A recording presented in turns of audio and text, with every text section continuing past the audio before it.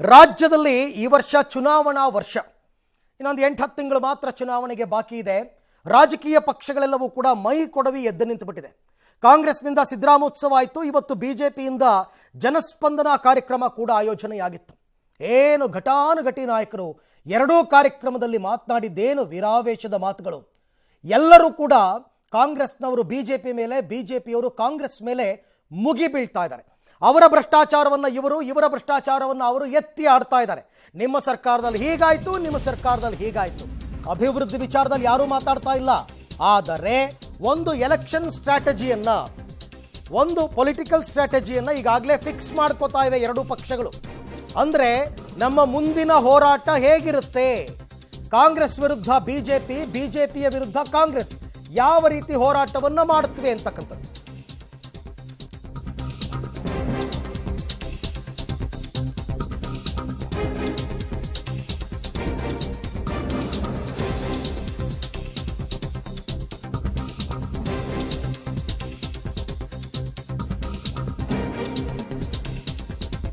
Okay, ರಾಜ್ಯದಲ್ಲಿ ಸಿದ್ದರಾಮೋತ್ಸವ ಮುಗಿತು, ಒಂದು ಹಂತ ಆಯಿತು. ಜನಸ್ಪಂದನ ಮುಗಿತು, ಇನ್ನೊಂದು ಹಂತ ಆಯಿತು. ಹಾಗಾದ್ರೆ ಇನ್ನು ಮುಂದಕ್ಕೆ ರಾಜ್ಯದಲ್ಲಿ ಪೊಲಿಟಿಕಲ್ ಗೇಮ್ ಆಟ ಶುರುನಾ? ಇನ್ನು ಮುಂದಕ್ಕೆ ನಿಮಗೆ ನಾವು, ನಮಗೆ ನೀವು ಅನ್ನೋ ಹಾಗಿಲ್ಲ. ನಿಮ್ಮ ವಿರುದ್ಧ ನಾವು, ನಮ್ಮ ವಿರುದ್ಧ ನೀವು ಅನ್ನೋ ರೀತಿಯಲ್ಲಿ ಎರಡೂ ರಾಜಕೀಯ ಪಕ್ಷಗಳು, ರಾಷ್ಟ್ರೀಯ ಪಕ್ಷಗಳು ಹೋರಾಟಕ್ಕೆ ಮುಂದಾದಂತೆ ಕಾಣಿಸ್ತಾ ಇದೆ. ಈ ಬಾರಿಯ ಅಧಿವೇಶನದ ಬಳಿಕ ಹಳೆಯ ಕೇಸ್ಗಳು ರಿಓಪನ್ ಆಗುತ್ತವಂತೆ. ಆಗ ಅಸಲಿ ಆಟ ಶುರುವಾಗುತ್ತಾ? ಸಿದ್ದರಾಮಯ್ಯ, ಡಿಕೆಶಿ ಕೈಯನ್ನ ಕಟ್ ಹಾಕೋದಕ್ಕೆ ಬಿಜೆಪಿ ಪ್ಲಾನ್ ಸಕ್ಸಸ್ ಆಗುತ್ತಾ? ಒಂಥರ ಇದು ಮುಯ್ಯಿಗೆ ಮುಯ್ಯಿ. ಕೈನ ಹಳೆ ಫೈಲ್ಸ್ಗಳು ಓಪನ್. 6 ತಿಂಗಳ ಚದುರಂಗದಾಟಕ್ಕೆ ಇವತ್ತು ವೇದಿಕೆಯನ್ನ ಮಾಡಿಕೊಂಡಿದ್ದಾರೆ. ಯಾಕೆಂದ್ರೆ ನಾಯಕರ ಮಾತುಗಳೇ ಹಾಗಿದ್ವು. ಇವತ್ತು ಅವರು ಆಡಿದ ಮಾತುಗಳು, ನಾವು ಯಾವುದು ಹಳೆ ಕೇಸ್ಗಳನ್ನ ಬಿಡಲ್ಲ, ಎಲ್ಲವೂ ರಿಓಪನ್ ಆಗುತ್ತೆ ಅನ್ನೋ ರೀತಿಯಲ್ಲೇ ಮಾತನಾಡಿದ್ದಾರೆ. ಹಾಗಾದ್ರೆ ಹೇಳದಂಗೆ ಮಾಡ್ತಾ ಇದೆಯಾ ರಾಜ್ಯ ಬಿಜೆಪಿ ಸರ್ಕಾರ ಅಂತ?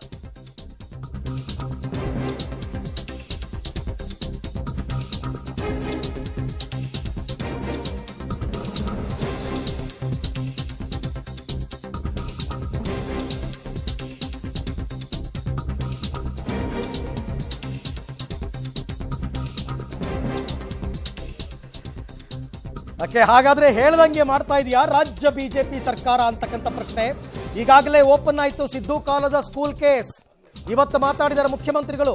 ಸಿದ್ದರಾಮಯ್ಯ ಕಾಲದ ಶಿಕ್ಷಕರ ನೇಮಕಾತಿ ಆರೋಪ, ಅಕ್ರಮದ ಆರೋಪ ಮಾಡಿದ್ದಾರೆ. ಸಿಐಡಿ ತನಿಖೆಗೆ ವಹಿಸಿರುವ ರಾಜ್ಯ ಸರ್ಕಾರ ಈಗೊಂದು ರೀತಿ ಇಕ್ಕಳಕ್ಕೆ ಸಿಕ್ಕಾಕಿಸ್ಕೊಳ್ಳೋ ರೀತಿ. ಸಿದ್ದು ಕಾಲದ ರೀಡು, ಅರ್ಕಾವತಿ ಬಡಾವಣೆಯ ರೀಡು ಕೇಸ್, ಅದ್ರ ಬಗ್ಗೆ ಪ್ರಸ್ತಾಪ ಆಗಿದೆ.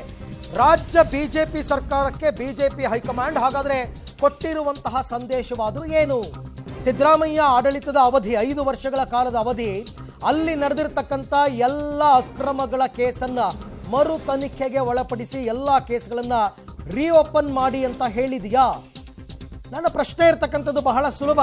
ಕಾಂಗ್ರೆಸ್ ನಾಯಕರ ಹತ್ರ ಹೋಗಿ ಮೈಕ್ ಹಿಡಿದ್ರೆ ಬಿಜೆಪಿ ವಿರುದ್ಧ, ಬಿಜೆಪಿ ನಾಯಕರ ಹತ್ರ ಹೋಗಿ ಮೈಕ್ ಹಿಡಿದ್ರೆ ಕಾಂಗ್ರೆಸ್ ವಿರುದ್ಧ, ಅವರ ವಿರುದ್ಧ ಇವರು, ಇವರ ವಿರುದ್ಧ ಈ ರೀತಿಯ ಆರೋಪಗಳನ್ನು ಮಾಡಿಕೊಂಡೇ ನೀವು ಜನರ ಹತ್ರಕ್ಕೆ ಹೋಗ್ತೀರಾ? ನಿಮ್ಮ ಸಾಧನೆ ಏನು? ನೀವೇನ್ ಮಾಡಿದ್ದೀರಾ? ಅದನ್ನ ಇಟ್ಕೊಂಡು ಜನರ ಮುಂದೆ ಹೋಗ್ಬೇಕಲ್ವಾ? ನೋಡ್ರಪ್ಪ, ನೀವು ಅಧಿಕಾರ ಕೊಟ್ವಿ, 3 ವರ್ಷ ಆಯ್ತು, ಇಷ್ಟು ಮಾಡಿದ್ವಿ, ಇನ್ನೊಂದು ಸ್ವಲ್ಪ ಸಾಧನೆ ಮಾಡೋದಕ್ಕೆ ಅವಕಾಶ ಕೊಡಿ ಅಂತ ಕೇಳಬೇಕು. ಅಥವಾ ಕಾಂಗ್ರೆಸ್ನವರು ನೀವು ಕೊಟ್ಟ ಅವಕಾಶವನ್ನ ದುರ್ಬಳಕೆ ಮಾಡ್ಕೊಂಡಿದ್ದಾರೆ, ಬಿಜೆಪಿ ಅವರು ನಮಗೆ ಅವಕಾಶ ಕೊಡಿ ಅಂತ ಕೇಳಬೇಕು.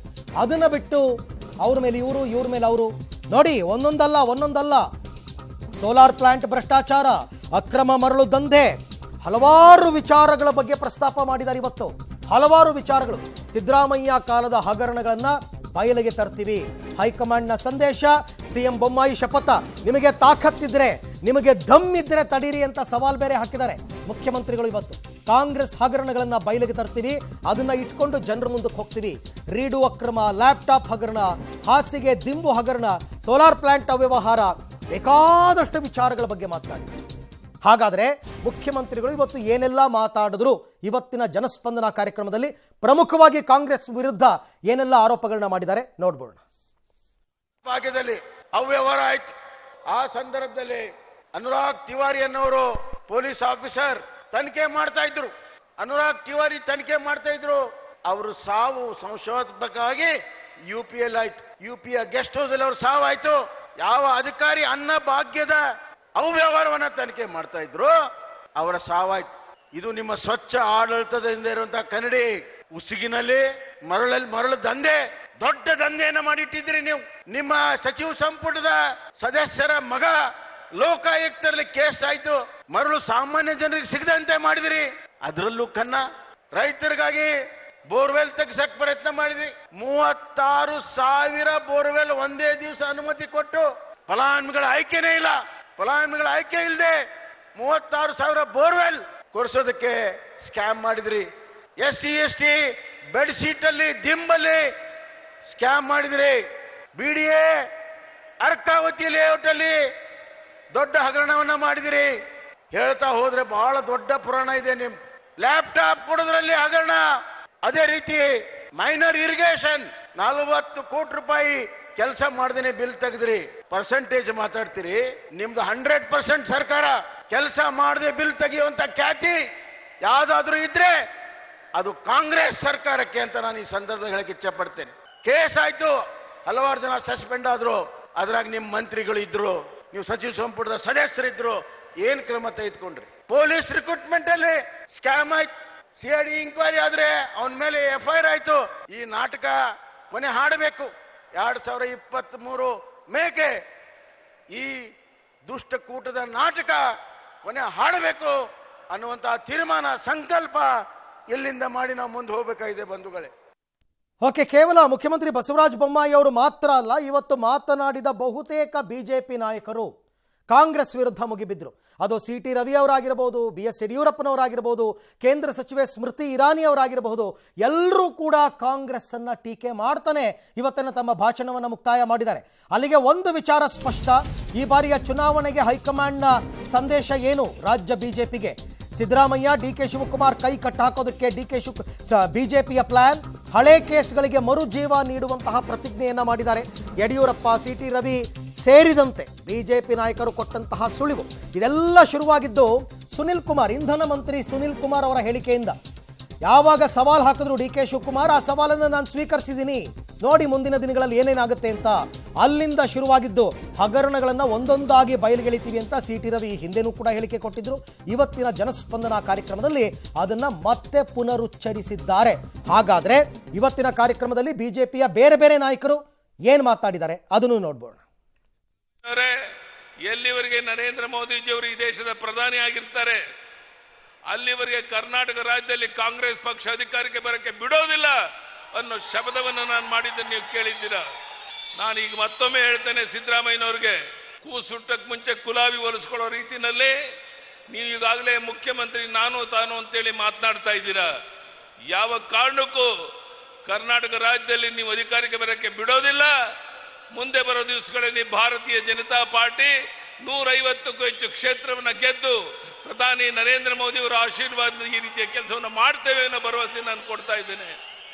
ಯಾವುದೋ ಭ್ರಮೆನಲ್ಲಿ ಸಿದ್ದರಾಮಯ್ಯನವರು, ಶಿವಕುಮಾರ್ ಅವರು ನಾವು ಅಧಿಕಾರಕ್ಕೆ ಬಂದೇ ಬಿಟ್ಟಿದ್ದೇವೆ ಅನ್ನೋ ಭ್ರಮೆನಲ್ಲಿ ಏನಿದ್ದಾರೆ, ಇದು ಅಸಾಧ್ಯವಾದಂತಹದ್ದನ್ನು ಮಾತನ್ನು ಹೇಳ್ತಾ ಕೆಲವರು ಖಳನಾಯಕರಿರೋರು ನಾಯಕರ ತರ ಪೋಸ್ ಕೊಡ್ತಾರೆ. ನಾನು ಕೇಳಕ್ ಬಯಸ್ತೇನೆ, ಅರ್ಕಾವತಿ ಹಗರಣದಲ್ಲಿ ರೀಡಿಯೋ ಅಂತ ಮಾಡಿದ್ರಲ್ಲ, ಅದ್ರ ಪಿತಾಮಹ ಯಾರು? ರೀಡು ಪಿತಾಮಹ ಯಾರು? ರೀಡು ಪಿತಾಮಹ ಯಾರು ಅನ್ನೋದನ್ನ ಸಿದ್ದರಾಮಯ್ಯನವರು ಉತ್ತರಿಸ್ತಾರ? ರೈತರ ಹೆಸರಿನಲ್ಲಿ ಸೋಲಾರ್ ಅಲಾಟ್ಮೆಂಟ್ ಮಾಡಿ ಸೋಲಾರ್ ಹಗರಣ ಮಾಡಿದಂತ ಕದೀಮ ಯಾರು ಅಂತ ಹೇಳ್ಬೇಕಾ? ಸೋಲಾರ್ ಅಲಾಟ್ಮೆಂಟ್ ಕದೀಮ ಯಾರು ಅಂತ ರಾಜ್ಯದ ಜನರಿಗೆ ಗೊತ್ತಿಲ್ವಾ? ಬೆಕ್ಕು ತಾನು ಕಣ್ಣು ಮುಚ್ಕೊಂಡು ಹಾಲು ಕುಡಿಯುತ್ತೆ, ಜಗತ್ತಿಗೆ ಗೊತ್ತಾಗಲ್ಲ ಅಂತೇಳಿ ಕೆಲವರು ಭಾವಿಸ್ತಾರೆ. ಕೆಂಪಣ್ಣ ಆಯೋಗದ ವರದಿಯನ್ನು ಟೇಬಲ್ ಮಾಡಿದ್ರೆ ಯಾರು ಕಳ್ಳ ಯಾರು ಮಳ್ಳ ಎರಡೂ ಗೊತ್ತಾಗುತ್ತೆ. ಕಳ್ಳ ಮಳ್ಳ ಸುಳ್ಳ ಮೂರು ಯಾರು ಅನ್ನೋದನ್ನ ಆ ಕೆಂಪಣ್ಣ ವರದಿ ಬಹಿರಂಗಪಡಿಸುತ್ತೆ. ಇಂಧನ ಇಲಾಖೆಯ ಹಿಂದಿನ ಹಗರಣದ ತನಿಖೆ ಬಗ್ಗೆ ಹೇಳಿದ್ರಿ. ಕಾದ್ ನೋಡಿ. DK ಶಿವಕುಮಾರ್ ಹೇಳ್ತಾರೆ ಯಾವ ತನಿಖೆಗೂ ಹೆದರುವ ಮಗ ಅಲ್ಲ ನಾನು ಅಂತ. ಅವರೇ ಸವಾಲನ್ನು ಹಾಕಿದ್ದು, ನಾನು ಪ್ರಾರಂಭ ಮಾಡಿದ್ದಲ್ಲ, ಅವರು ಪ್ರಾರಂಭ ಮಾಡಿ ಸವಾಲನ್ನು ಹಾಕಿದ್ದು. ನಾನು ಆ ಸವಾಲನ್ನು ಸ್ವೀಕಾರ ಮಾಡ್ತೀನಿ ಅಂತ ಹೇಳಿದ್ದೇನೆ. ಯಾವ ರೀತಿ ತನಿಖೆ ಏನಾಗಬೇಕು ಅನ್ನೋದನ್ನು ಮುಂದಿನ ದಿನಗಳಲ್ಲಿ ಹೇಳ್ತೇನೆ ಅಂತ ಸ್ಪಷ್ಟ ಮಾಡಿದ್ದೇನೆ. ಮತ್ತು ಯಾವುದಾದ್ರೂ ಕೂಡ ಸರ್ಕಾರ ಹಂತದ ತನಿಖೆಗಳೇ ನಡಿಬೇಕು, ಬಹಿರಂಗ ಆಗಲೇಬೇಕಲ್ಲ, ಅದನ್ನ ಹೇಳ್ತೇನೆ ನಿಮ್ಮ ಹತ್ರ. ಓಕೆ, ಇಷ್ಟೆಲ್ಲ ಬಿಜೆಪಿ ನಾಯಕರು ಅಬ್ಬರಿಸಿ ಬೊಬ್ಬಿರಿದ್ರೆ ಕಾಂಗ್ರೆಸ್ನವ್ರು ಸುಮ್ಮನಿರ್ತಾರಾ? ಅವರು ಕೂಡ ರಿಯಾಕ್ಟ್ ಮಾಡಿದ್ದಾರೆ ಈ ವಿಚಾರಕ್ಕೆ ಸಂಬಂಧಪಟ್ಟಂತೆ. ಬೇಕಾದಷ್ಟು ಬೇಕಾದ ತನಿಖೆ ಮಾಡ್ಕೊಳ್ಳಿ, ಬಿಜೆಪಿಗರ ಗೊಡ್ಡು ಬೆದರಿಕೆಗೆ ಹೆದರಲ್ಲ ನಾವು. ಇಷ್ಟು ದಿನ ಏನು ಮಾಡ್ತಾ ಇದ್ರು? ಅವರದ್ದೇ ಸರ್ಕಾರ ಇತ್ತಲ್ಲ 3 ವರ್ಷದಿಂದ ಮಾಡಬೇಕಾಗಿತ್ತು. ತನಿಖೆ ಮಾಡ್ಕೊಳ್ಳಿ ಪಾಪ, ಅವ್ರಿಗಿನ್ನೇನು ವಿಷಯ ಇಲ್ಲ ಅಂತ ಸಿದ್ದರಾಮಯ್ಯನವರು ಮಾತನಾಡಿದ್ರೆ, ಬಿಜೆಪಿಗರ ಗೊಡ್ಡು ಬೆದರಿಕೆಗೆ ನಾವು ಹೆದರಲ್ಲ, ರಾಜಕೀಯ ದ್ವೇಷದಿಂದ ತನಿಖೆಯನ್ನ ಮಾಡ್ತಾ ಇದ್ದಾರೆ. ಡಿ ಕೆ ಶಿವಕುಮಾರ್ ಅವರು ಕೂಡ ಅದೇ ಮಾತನ್ನಾಡಿದ್ದಾರೆ. ಅಯ್ಯೋ ನೇಣಾಕ್ತಾರ, ಹಗ್ಗ ನಾವೇ ತಂದು ಕೊಡ್ತೀವಿ ಅಂತ ಡಿ ಕೆ ಶಿವಕುಮಾರ್ ಮಾತು. ತಿಂದಿದ್ದಾರೆ, ನೀರು ಕುಡಿತಾರೆ. ನಾವೇನು ಅದಕ್ಕೆ ತನಿಖೆಗೆ ವಿರುದ್ಧ ಇಲ್ಲ. 15ನೇ ಇಸ್ವಿನಲ್ಲಿ ಹೇಳೋದು ಅವರು 7 ವರ್ಷ ಆಯ್ತು. What are doing? ವಿರೋಧ ಪಕ್ಷದಲ್ಲಿ ಇದ್ರೆಲ್ಲ ಏನ್ ಮಾಡಿದ್ರಿ? ಆಗ ಬಸವರಾಜ ಬೊಮ್ಮಾಯಿ ಮಾತಾಡಿದ್ರ, ಜಗದೀಶ್ ಶೆಟ್ಟರ್ ಮಾತಾಡಿದ್ರ. ಈಗ ರಾಜಕೀಯ ದ್ವೇಷದಿಂದ ಮಾಡಿ, ತನಿಖೆ ಮಾಡಿ, ನಮ್ದೇನು ವಿರೋಧ ಇಲ್ಲ. ಕಾಂಗ್ರೆಸ್ ಕಾಲದ ಹಗರಣಗಳನ್ನ ಬಯಲಿಗೆಳೆದು ತನಿಖೆ ಯಾಕೆ ಲೇಟ್ ಮಾಡ್ತಾ ಇದಾರೆ? 1 ನಿಮಿಷನೂ ವೇಸ್ಟ್ ಮಾಡಬಾರ್ದು. Don't not waste time. ಬರೀ ಖಾಲಿ ಮಾತಾಡಬಾರ್ದು, ಬರೀ ಖಾಲಿ ಮಾತಾಡ್ತಾ ಇದ್ದಾರೆ. ಅದೇನೇನು ಹಗರಣ ಮಾಡಿದೀವಿ ಹಾಕ್ಬಿಟ್ಟು ಗಲ್ಗೆ ಹಾಕ್ಬಿಟ್ಟು. ನಿಮ್ಮ ಇಂಧನ ಇಲಾಖೆದು ಹೊರಗಡೆ ಫಸ್ಟ್ ಕ್ಲಾಸ್ ರೀ, ಹಿಂದಿಂದಲ್ಲಪ್ಪ. ಇಂಧನ ಇಲಾಖೆ ಮಾಡ್ಲಿಕ್ಕೆ ಯಾರು ಬೇಡ ಅಂತ ಹೇಳಿದವ್ರು ಯಾರು? ಈಗೇನು ಮಾಡ್ತಾ ಇಲ್ವ ಅವರು? ನಾನು ಒಬ್ಬನ ಮೇಲೇನೆ ಡಿಸ್ಆಪರೇಟ್ ಅಸೆಟ್ ಕೇಸು CBI ಕೊಡ್ಲಿಲ್ವಾ? ಇವ್ರದ್ದು ಯಾರ್ದು ಇರ್ಲಿಲ್ವಾ? ಯಾರು ಹೇಳ್ತಾ ಇದ್ದಾರೆ? ನೀವು ಹಿಂದಿಂದಾರ್ದವ್ರು ಮಾಡ್ಲಿ, ಸರ್ಕಾರದ ಮಾಡ್ಲಿ, ಇಂಥ ಗೊಡ್ಡ ಬೆದರಿಕೆಗಳಿಗೆಲ್ಲ ಈ ಡಿ ಕೆ ಶಿವಕುಮಾರ್ ಎದುರ ಮಗ ಅಲ್ಲ. ಕಾಂಗ್ರೆಸ್ನ ಎಲ್ಲ ಹಗರಣಗಳನ್ನ ಬಯಲು ಮಾಡ್ತೀವಿ ಅಂತ ಹೇಳಿದಾರೆ ಸರ್. ಈ ಹೇಳಪ್ಪ, ಈ ಗೊಡ್ಡ ಬೆದರಿಕೆಗಳಿಗೆಲ್ಲ ಎದುರಲ್ಲ ನಾವು. ಏನ್ ಮಾಡ್ತೀರಿ? ಇವತ್ತು ಸರ್ಕಾರ ಇತ್ತಲ್ಲ, ಯಾರ್ದು ಸರ್ಕಾರ ಇದ್ದದು? 3 ವರ್ಷಗಳಿಂದ ಯಾರ್ದಪ್ಪ ಸರ್ಕಾರ ಇದ್ದದು? ಅಲ್ಲ ಸರ್, ಎಲ್ಲೋ ಒಂದ್ ಕಡೆ ನಿಮ್ಮ ಜನ್ಮ ದಿನಾಚರಣೆ ಮಂದಿ ನೋಡಿಬಿಟ್ಟು ನೀವೇ ಟಾರ್ಗೆಟ್ ಆಗ್ತಾ ಇದ್ದೀರಾ ಅಂತ. ಭಯ ಅವರಿಗೆ. ಕಾಂಗ್ರೆಸ್ನ ಎಲ್ಲ ಹಗರಣಗಳನ್ನ ಬಯಲು ಮಾಡ್ತೀವಿ ಅಂತ ಹೇಳಿದಾರೆ ಸರ್. ಈ ಹೇಳಪ್ಪ, ಈ ಗೊಡ್ಡ ಬೆದರಿಕೆಗಳಿಗೆಲ್ಲ ಎದುರಲ್ಲ ನಾವು. ಏನ್ ಮಾಡ್ತೀರಿ? ಇವತ್ತು ಸರ್ಕಾರ ಇತ್ತಲ್ಲ, ಯಾರ್ದು ಸರ್ಕಾರ ಇದ್ದದು? 3 ವರ್ಷಗಳಿಂದ ಯಾರ್ದಪ್ಪ ಸರ್ಕಾರ ಇದ್ದದು? ಅಲ್ಲ ಸರ್, ಎಲ್ಲೋ ಒಂದ್ ಕಡೆ ನಿಮ್ಮ ಜನ್ಮ ದಿನಾಚರಣೆ ಮಂದಿ ನೋಡಿಬಿಟ್ಟು ನೀವೇ ಟಾರ್ಗೆಟ್ ಆಗ್ತಾ ಇದ್ದೀರಾ.